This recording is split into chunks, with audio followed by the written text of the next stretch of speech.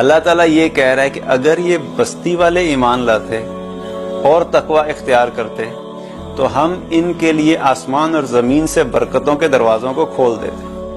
اللہ تعالیٰ نے اس آیت میں کہیں پہ یہ ذکر یہ نہیں کیا کہ اگر یہ حکمران ایمان لاتے، اگر یہ حکمران تقوی اختیار کرتے، اگر یہ حکمران نیک اور صالحین ہو جاتے تو ہم ان عوام کا، ان بستی والوں کے لیے زمین اور آسمان سے برکتوں کے دروازے کھولتے۔ اللہ تعالیٰ یہ کہہ رہا ہے کہ اگر یہ بستی والے ایمان لائیں اور تقوی اختیار کریں، اپنی زندگی اللہ تعالیٰ کے احکامات کے مطابق گزاریں، اپنی زندگی سے گناہوں کو دور کر دیں، اللہ تعالیٰ نے جن چیزوں کے کرنے کا حکم دیا ہے ان چیزوں کے اوپر آ جائیں اور ان چیزوں کو، ان اعمال کو اختیار کریں، تو اللہ تعالیٰ کہتے ہیں ہم ان کے لیے زمین اور آسمان سے برکتوں کے دروازے کھول دیں گے۔ یہ رزق ہے، یہ رزق کا مالک اللہ ہے، یہ نہ حکمرانوں کے ہاتھ میں ہے، نہ ہی کسی کمپنی کے ہاتھ میں ہے، نہ ہی کسی تجارت کے پاس ہے۔ یہ تمام فیصلے اللہ کی طرف سے آتے ہیں۔ اللہ تعالیٰ قرآن میں فرماتے ہیں اولم یعلم ان اللہ یبسط الرزق لمن یشاء ویقدر، کیا یہ جانتے نہیں ہیں کہ اللہ ہی ہے جس کا چاہتا ہے رزق بڑھا دیتا ہے، جس کا چاہتا ہے کم کر دیتا ہے۔ امن ھذا الذی یرزقکم ان امسک رزقہ،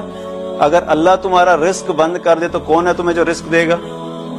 واللہ یرزق من یشاء بغیر حساب، اور بے شک اللہ ہی ہے جس کو چاہتا ہے بے حساب رزق دیتا ہے۔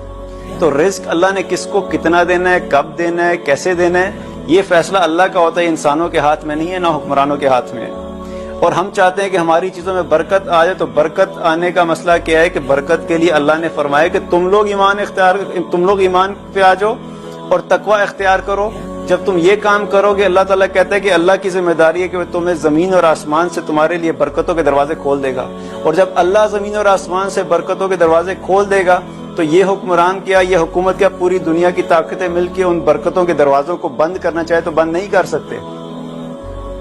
لیکن مسئلہ یہ ہے کہ ایمان پہ آنے کے لیے اور تقوی اختیار کرنے کے لیے اپنی ذات پہ جو ہے وہ محنت کرنی پڑتی ہے، اپنے نفس پہ ضرب لگتی ہے، صبح فجر کے لیے اٹھنے کے لیے اپنی نیند قربان کرنی پڑے گی، اپنے کاروبار میں سچ بولنے کے لیے شاید منافع تھوڑا سا کم کرنا پڑے گا، لوگوں کے ساتھ اچھے معاملات کرنے میں اپنے ذات کے اوپر ضرب آتی ہے۔ تو یہ سب معاملات جب اپنے آپ کو تبدیلی کا وقت آتا ہے وہ بڑا مشکل کام لگتا ہے۔ جب ہم اپنے آپ کو تبدیل نہیں کرنا چاہتے تو ہم کیسے ایکسپیکٹ کر سکتے ہیں کہ کوئی اور تبدیل ہوگا جو کہ ہمارے مسائل کا حل ہمیں آ کے دے گا؟ ہم لوگ اپنے مسائل کو خود ہی حل نہیں کرنا چاہتے تو ہم سارے مسائل کا بلیم حکومت پہ کیسے ڈال سکتے ہیں؟ اللہ تعالیٰ نے قرآن میں فرمایا ان اللہ لا یغیر ما بقوم حتی یغیر ما بانفسہم، اللہ تعالیٰ کسی قوم کی حالت کو اس وقت تک تبدیل نہیں کرتا جب تک کہ قوم اپنے حالات میں خود تبدیلی نہ لے آئے۔ آج ہم اپنے آپ کو تبدیل نہیں کرتے and we have found an easy way کہ یار اچھا ٹھیک ہے سارا بلیم دوسروں پہ ڈال دو۔ اگر ہم چاہتے ہیں کہ اللہ تعالیٰ ہم پہ